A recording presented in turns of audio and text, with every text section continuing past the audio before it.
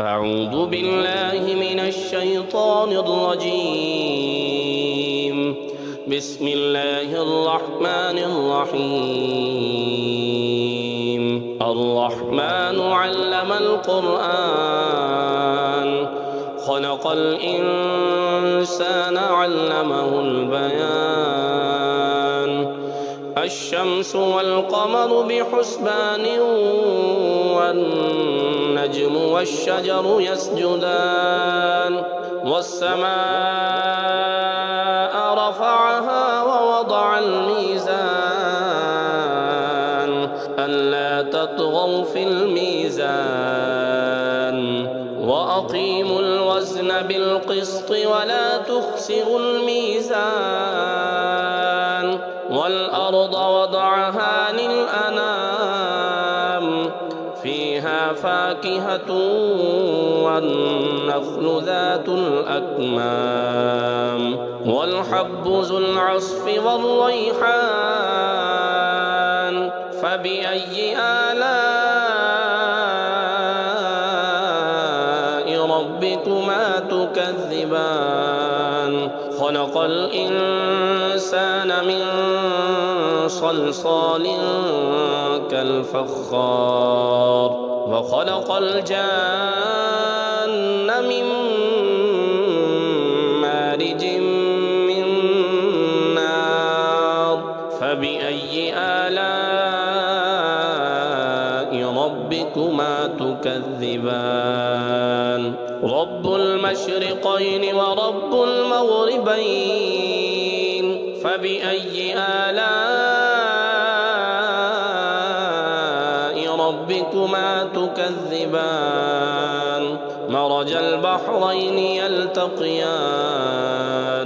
بينهما برزخ لا يبغيان فبأي آلاء ربكما تكذبان يخرج منهما اللؤلؤ والمرجان فبأي آلاء ربكما تكذبان وله الجوار المنشآت في البحر كالأعلام فبأي آلاء ربكما تكذبان كل من عليها فان ويبقى وجه ربك ذو الجلال والإكرام فبأي آلاء ربكما تكذبان يسأله من في السماوات والأرض كل يوم هو في شأن فبأي آلاء ربكما تكذبان سنفرغ لكم أيها الثقلان فبأي آلاء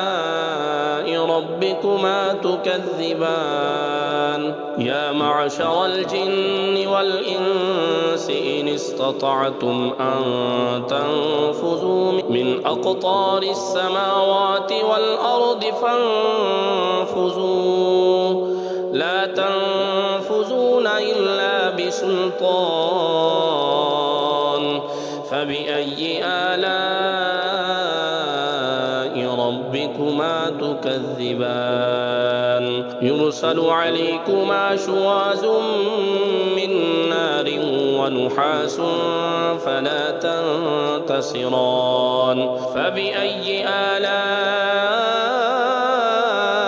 ربكما تكذبان فإذا انشقت السماء فكانت وردة كالدهان فبأي آلاء ربكما تكذبان فيومئذ لا يسأل عن ذنبه إنس ولا جان فبأي آلاء ربكما تكذبان يعرف المجرمون بسيماهم فيؤخذ بالنواسي والأقدام فبأي آلاء ربكما تكذبان هذه جهنم التي يكذب بها المجرمون يطوفون بينها وبين حميم آن فبأي آلاء ربكما تكذبان ولمن خاف مقام ربه جنتان فبأي آلاء ربكما تكذبان ذواتا أفنان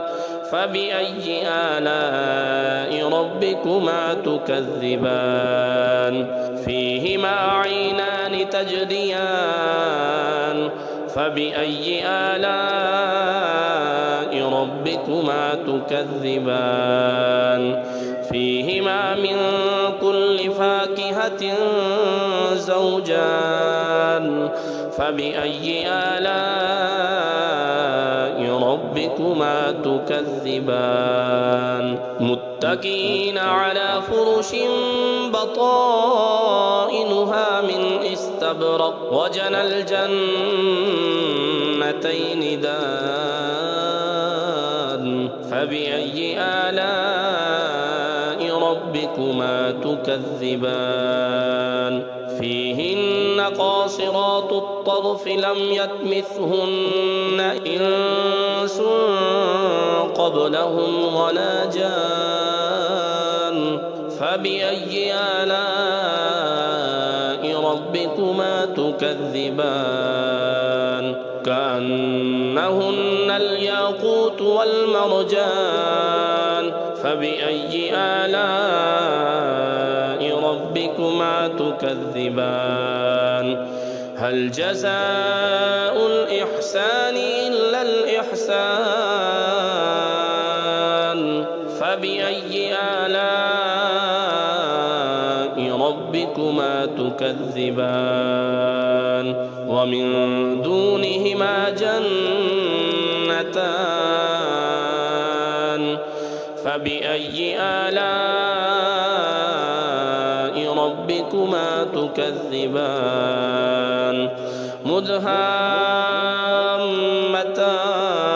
مدهامتان فبأي آلاء ربكما تكذبان فيهما عينان نضاختان فبأي آلاء ربكما تكذبان فيهما فاكهة ونخل ورمان فبأي آلاء ربكما تكذبان فيهن خيرات حسان فبأي آلاء ربكما تكذبان حور مقصورات في الخيام فبأي آلاء ربكما تكذبان لم يطمثهن إنس قبلهم ولا جان فبأي آلاء ربكما تكذبان متكئين على رفرف خضر وعبقري حسان فبأي آلاء ربكما تكذبان تبارك اسم ربك ذي الجلال والإكرام